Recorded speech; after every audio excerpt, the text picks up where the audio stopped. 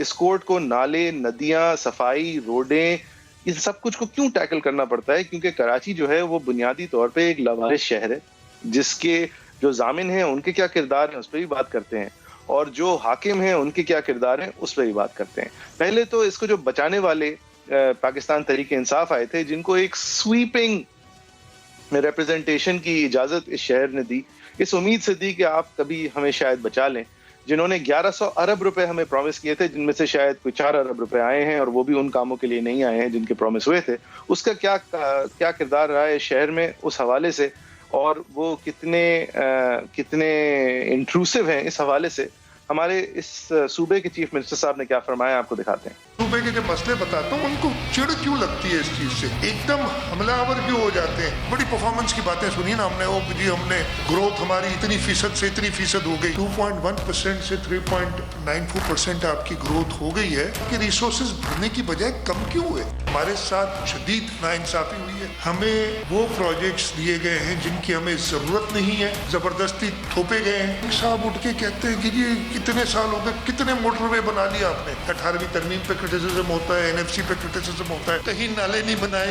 नाले सिर्फ नालों में बह जाएंगे। ये सिर्फ बुक्स 90 अरब इधर दिए, 93 अरब उधर दिए। कहाँ है भाई, दिखाओ तो सही, स्कीम बता दो। अभी तक तो 3 साल हुए हैं, अल्लाह करे जल्द से जल्द ये खत्म हो। टाइम लगता है 300 साल, आप लोग को भी लगता होगा। ये बड़ी जबरदस्त और बड़े अहल चीफ मिनिस्टर हैं हमारे, बड़ी जबरदस्त बातें कर रहे हैं। कह रहे हैं कि ये प्रोजेक्ट्स अपनी तरफ से चुनते हैं, इनके फैसले जो हैं वो ऑन द ग्राउंड इन्फॉर्म्ड नहीं होते, पुराने आउटडेटेड फैसलों को ये पुश कर रहे हैं। इशारा उनका इस भी तरफ है कि एफडब्ल्यूओ को हाईलाइट करके हम सर्कुलर रेलवे चलाने की कोशिश कर रहे हैं। सिंध का निज़ाम और कार्य सरकार के अंदर मुदाखलत हर तरफ से है, और ये इल्ज़ाम लग रहे हैं और बात बड़ी ज़बरदस्त कर रहे हैं, अहल बहुत लगते हैं। लेकिन इनके साथ भी एक मसला है। वो क्या मसला है? वो अपोजिशन में शहरियार साहब से सुनते हैं। शहरियार मेहर साहब बताते हैं कि ये मुराद अली शाह साहब के साथ क्या मसला है। सर, लोकल गवर्नमेंट छड़ो ॿ कम कंदो आहे, या पघार ॾींदो आहे या करप्शन कंदो आहे। टियों कम हिन डिपार्टमेंट में आहे ही कोन। मेरी एक हल्के की टाउन कमेटी में सर 118 जूनियर क्लर्क है, 2 जूनियर क्लर्क्स का वहाँ काम है सर। 22 कंप्यूटर ऑपरेटर्स हैं, कंप्यूटर है ही नहीं। नाका मुंशी है सर कोई 27, नाका भी नहीं है। ड्राइवर हैं सर कोई 25-30 ड्राइवर है, और उस पे सर गाड़ियां 2 हैं वहाँ पे। अब मैं वो जात नहीं बताना चाह रहा सर, जिस कास्ट के लोग आपने वहाँ स्वीपर भर्ती किए हुए, वो तो खुद सीएम साहब को एहसास होना चाहिए था कि इनको मैंने कैसे वहाँ स्वीपर भर्ती होने दिया है।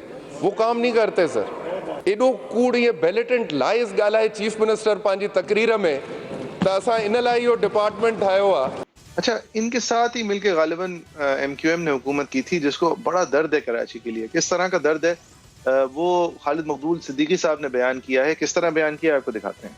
जस्टिस साहब, इन फैसलों में नियति पर हमें कोई शुबा नहीं है।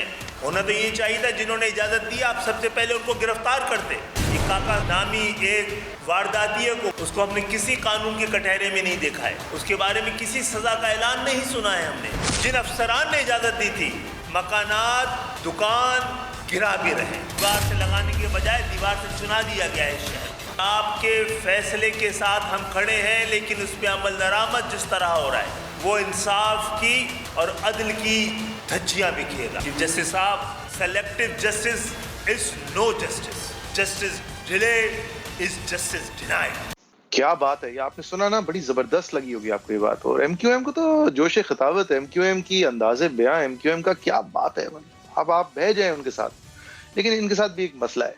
वो क्या है, आप जरा सईद गनी साहब से सुने। जो केस सुप्रीम कोर्ट में चल रहा है, अगर वो काज लिस्ट जो चीफ जस्टिस साहब जारी करते हैं आने से पहले, अगर उस काज लिस्ट को देखें तो उसमें जो पहला केस लिखा होता है, उसमें लिखा होता है Nematullah Khan versus province of Sindh और दीगर इदारे। ये नेमतुल्लाह खान साहब का केस था क्या? नेमतुल्लाह खान साहब का केस ये था, एमक्यूएम ने कराची में पार्क्स के ऊपर, ग्राउंड्स के ऊपर, सड़कों के ऊपर, नालों के ऊपर, एमिनिटी प्लॉट्स के ऊपर इंक्रोचमेंट करवाई है, प्लॉटिंग करवाई है और अपने लोगों को अलर्ट किया है। ये मेरा नहीं, जो केस सुप्रीम कोर्ट में चल रहा है, असल केस वो ये था। जो प्रेयर थी नेमतुल्लाह खान साहब की, वो ये थी कि जी इनसे ये खाली करवाया। अच्छा, वो जो बड़ी जबरदस्त बातें कर रहे थे, पता चला कि सारे मसले की जड़ ही वो हैं। लिहाजा अब सईद गनी साहब ने बड़ी जबरदस्त बातें कर दी। लेकिन सईद गनी साहब जिस पार्टी के हैं वो मैं आपको याद दिलाऊं, वो जो मैंने आपको शहरियार मेहर साहब वाली बात सुनाई थी ना, वो अब आप सईद गनी साहब की बात पे लगा दें, तो यानी कि सईद गनी साहब की बात भी रद्द होती है उनके अपने किरदार और अपनी मेल एडमिनिस्ट्रेशन पर। फिर जरा हम इस साइकिल को चलते चलते पीटीआई की तरफ आ जाते हैं कि वो इनके बारे में क्या बातें करती हैं और बड़ी जबरदस्त आपको उनकी बातें लगेंगी। लेकिन फिर पीटीआई के बारे में क्या बातें थी वो हमने आपको मुराद अली शाह साहब की दिखाई। तो लिहाजा ये एक गोल चक्कर है जिसके अंदर जिसके नीचे पिसते रहते हैं कराची के अवाम, और नतीजतन हमारे पास आर्बिट्ररी ऑर्डर्स आते हैं जो कि कोशिश करते हैं एक निज़ाम हुकूमत चलाने की, जो निज़ाम हुकूमत चलाना किसी और का शायद काम है। और वो निज़ाम हुकूमत चलते चलते करती क्या है, वो जो उनके फ़र्ज़ हैं लोगों पर, जो पॉलिसी कंसिडरेशंस उनको लेनी चाहिए वो एब्सेंट है।